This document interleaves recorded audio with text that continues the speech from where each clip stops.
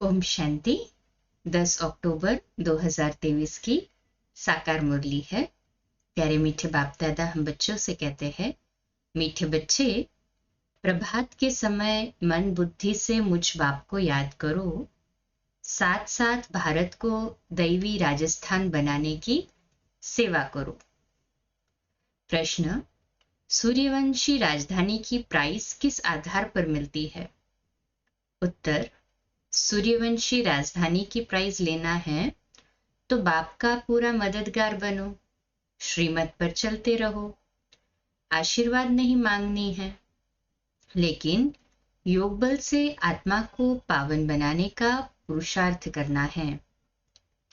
देह सहित देह के सब संबंधों को त्याग एक मोस्ट बिलीवेड बाप को याद करो तो तुम्हें सूर्यवंशी राजधानी की प्राइज मिल जाएगी।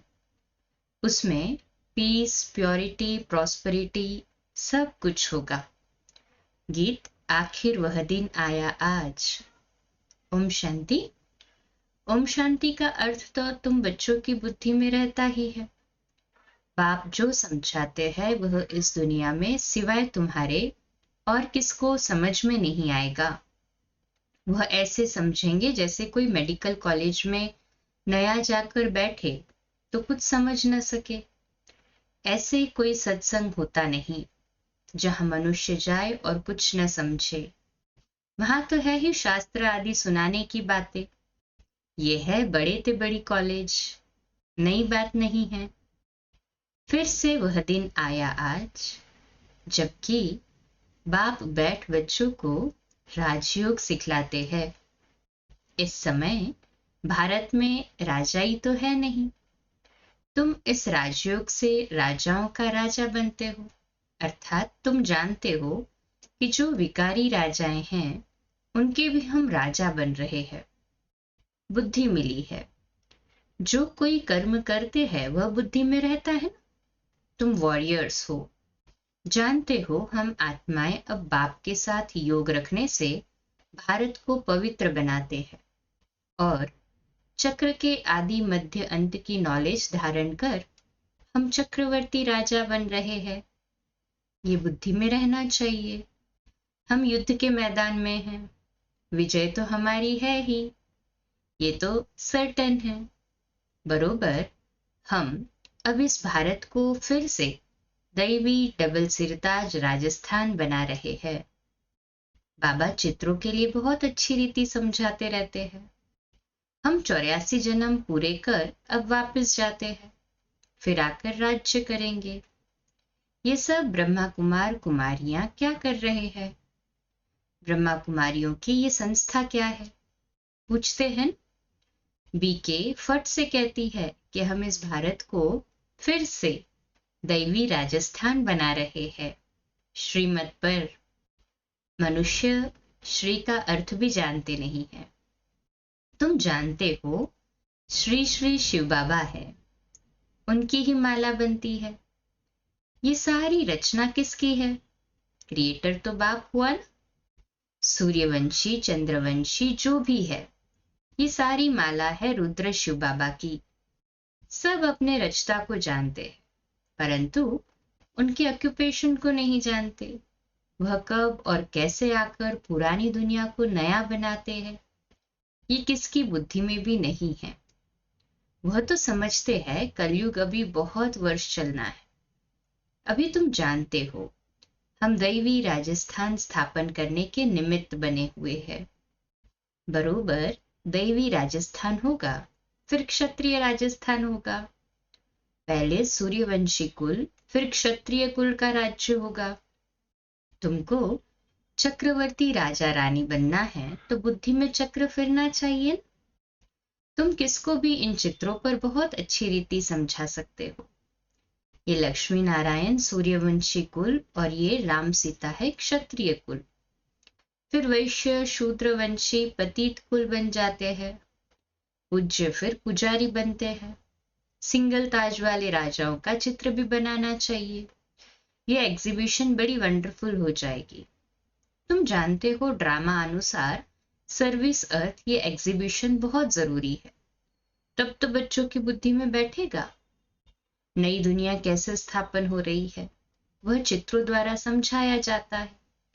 बच्चों की बुद्धि में खुशी का पारा चढ़ना चाहिए, ये तो समझाया है। सतयुग में आत्मा का ज्ञान है, सो भी जब बूढ़े होते हैं तब अनायास ख्याल आता है कि ये पुराना शरीर छोड़ फिर दूसरा नया शरीर लेना है। ये ख्यालात पिछाड़ी के टाइम में आता है, बाकी सारा टाइम खुशी मौज में रहते हैं। पहले ये ज्ञान नहीं रहता है।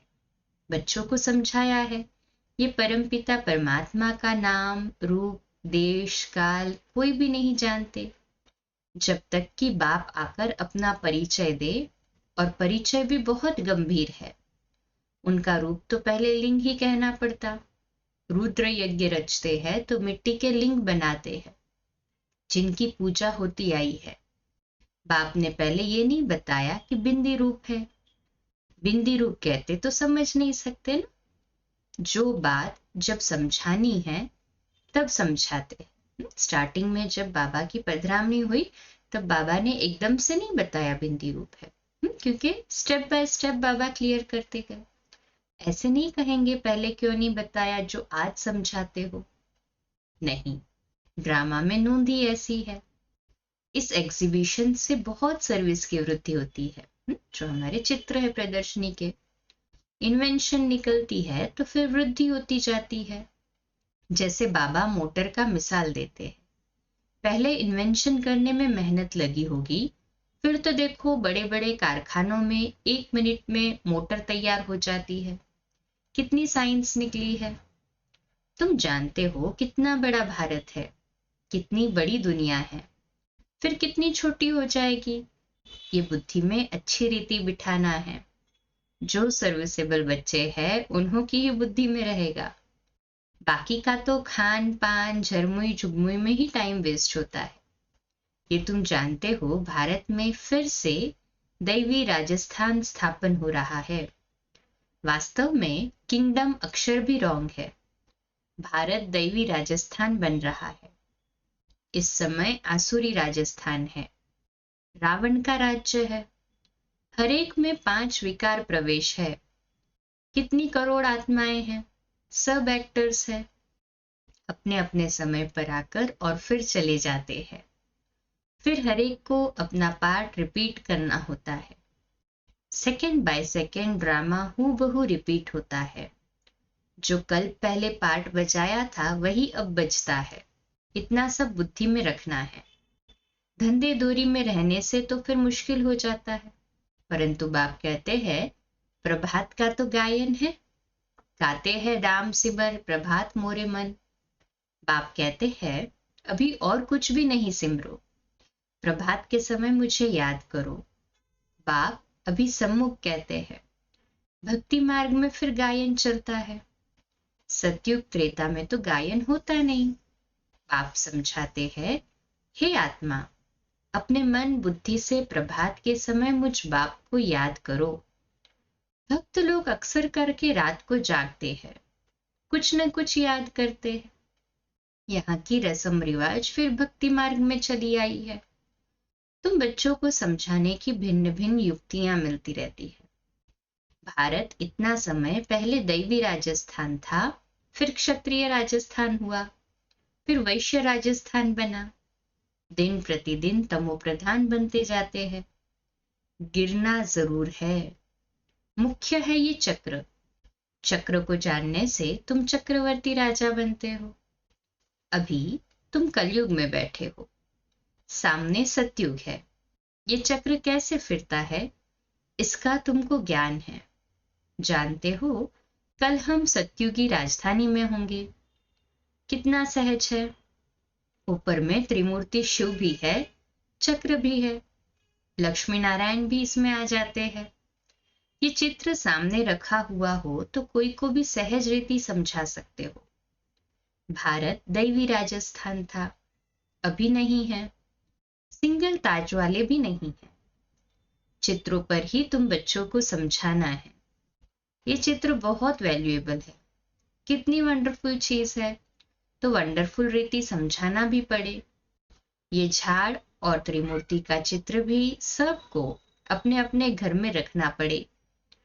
कोई भी मित्र संबंधी आदि आए तो इन चित्रों पर ही समझाना चाहिए। ये वर्ल्ड की हिस्ट्री ज्योग्राफी है। हर एक बच्चे के पास ये चित्र जरूर होने चाहिए। साथ में अच्छे अच्छे गीत भी हो। आखिर वह दिन आया आज, बरोबर बाबा आया हुआ है, हमको राजयोग सिखलाते हैं।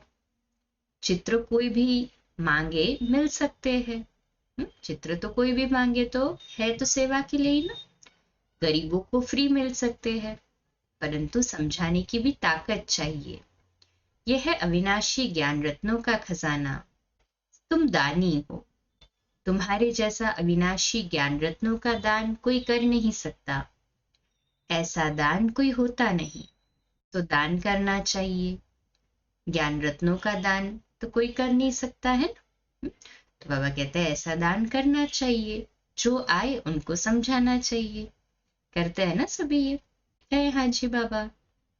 फिर एक दो को देख बहुत आएंगे। ये चित्र मोस्ट वैल्यूएबल चीज है, अमूल्य है। जैसे तुम भी अमूल्य कहलाते हो। तुम कौड़ी से हीरे जैसा बनते हो। ये चित्र विलायत में ले जाकर कोई समझाए तो कमाल हो जाए। इतना समय ये सन्यासी लोग कहते आए कि हम भारत का योग सिखलाते हैं। हर एक अपने धर्म की महिमा करते हैं। बौद्ध धर्म वाले कितने को बौद्धि बना देते हैं, परंतु उससे फायदा तो कुछ भी नहीं। तुम तो यहाँ मनुष्य को बंदर से मंदिर लायक बनाते हो। भारत में ही संपूर्ण निर्विकारी थे। भारत गोरा था, अभी भारत काला है। कितने मनुष्य है? सतयुग में तो बहुत थोड़े होंगे ना। संगम पर ही बाप आकर स्थापना करते हैं, राजयोग सिखलाते हैं। उन बच्चों को ही सिखलाते हैं जिन्होंने कल पहले भी सीखा था। स्थापना तो होनी ही है। बच्चे रावण से हार खाते हैं, फिर रावण पर जीत पाते हैं। कितना सहज है। तो बच्चों को बड़े चित्र बनवा कर उस पर सर्विस करनी चाहिए। बड़े बड़े अक्षर होने चाहिए। लिखना चाहिए, यहाँ से भक्ति मार्ग शुरू होता है। जरूर जब दुर्गति पूरी होगी तब तो बाप सदगति करने आएंगे ना। बाबा ने समझाया है, ऐसे कभी भी किसको नहीं कहना कि भक्ति न करो। नहीं, बाप का परिचय दे समझाना है, तब तीर लगेगा। तुम जानते हो महाभारत लड़ाई क्यों कहा जाता है? क्योंकि ये बड़ा भारी यज्ञ है। इस यज्ञ से ही ये लड़ाई प्रज्वलित हुई है। ये पुरानी दुनिया खत्म होनी है। ये बातें तुम्हारी बुद्धि में है। मनुष्य को पीस प्राइज मिलती रहती है, परंतु पीस तो होती नहीं। वास्तव में पीस स्थापन करने वाला तो एक ही बाप है। उनके साथ तुम मददगार हो। प्राइज भी तुमको मिलनी है। बाप को थोड़ी प्राइज मिलती है। बाप तो है देने वाला। तुमको नंबरवार पुरुषार्थ अनुसार प्राइज मिलती है। बेशुमार बच्चे होंगे। अभी तुम प्योरिटी, पीस, प्रॉस्पेरिटी स्थापन कर रहे हो। कितनी भारी प्राइज है। जानते हो जितना जो मेहनत करेंगे उनको सूर्यवंशी राजधानी की प्राइज मिलेगी। बाप है श्रीमत देने वाला। ऐसे नहीं बाबा आशीर्वाद करो। स्टूडेंट को राय दी जाती है कि बाप को याद करो तो तुम्हारे विकर्म विनाश होंगे। योग बल से ही तुम्हारी आत्मा पवित्र बनेगी। तुम सब सीताएं हो, आग से पार होती हो। या तो योग बल से पार होना है या तो आग में जलना पड़ेगा। देह सहित सब संबंधों को त्याग एक मोस्ट बिलवेड बाप को याद करना है। परंतु ये याद निरंतर रहने में बड़ी मुश्किलात है, टाइम लगता है। गाया भी हुआ है योग अग्नि। भारत का प्राचीन योग और ज्ञान मशहूर है, क्योंकि गीता है सर्वशास्त्रमय शिरोमणि। उसमें राजयोग अक्षर है, परंतु राज अक्षर गुमकर सिर्फ योग अक्षर पकड़ लिया है। बाप बिगर कोई कह न सके कि इस राजयोग से मैं तुमको राजाओं का राजा बनाऊंगा।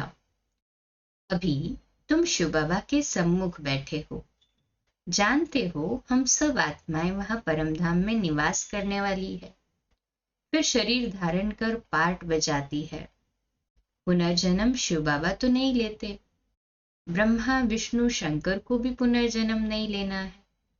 बाप कहते हैं मैं आता ही हूं पतित से पावन बनाने, इसलिए ही सब याद करते हैं पतित पावन आओ। ये एक्यूरेट अक्षर है। बाप कहते हैं हम तुमको पावन सो देवी देवता बना रहे हैं, तो इतना नशा भी चढ़ना चाहिए। बाबा इनमें आकर हमको शिक्षा दे रहे हैं। इस फलों के बगीचे का बागवान बाबा है। बाबा का हमने हाथ पकड़ा है। इसमें सारी बुद्धि की बात है। बाबा हमको उस पार विषय सागर से क्षीर सागर में ले जाते हैं। वहां विष होता नहीं, इसलिए उनको वाइसलेस वर्ल्ड कहा जाता है। निर्विकारी भारत था, अब वह विकारी बना हुआ है। ये चक्र भारत के लिए ही है। भारतवासी ही चक्र लगाते हैं, और धर्म वाले पूरा चक्र नहीं लगाते, वह तो पिछाड़ी में आते हैं। ये बड़ा वंडरफुल चक्र है। बुद्धि में नशा रहना चाहिए। इन चित्रों पर बड़ा अटेंशन रहना चाहिए। सर्विस करके दिखाओ। विलायत में भी चित्र जाए तो नाम बाला होगा। विहंग मार्ग की सर्विस हो जाए। अच्छा, मीठे मीठे सिकिलते बच्चों प्रति माता पिता बाप दादा का याद प्यार और गुड मॉर्निंग। रूहानी बाप की रूहानी बच्चों को नमस्ते। हम रूहानी बच्चों की रूहानी माता पिता बाप दादा को याद प्यार, गुड मॉर्निंग और नमस्ते। वाह बाबा वाह, शुक्रिया बाबा शुक्रिया। धारणा के लिए मुख्य सार है। पहली पॉइंट, अविनाशी ज्ञान रत्नों का खजाना जो मिला है उसे दान करना है। अपना समय खाने पीने झरमुई जगमुई में व्यर्थ नहीं गंवाना है। दूसरा पॉइंट, कौड़ी जैसे मनुष्यों को हीरे जैसा बनाने की सेवा करनी है। बाप से आशीर्वाद या कृपा मांगनी नहीं है, उनकी राय पर चलते रहना है।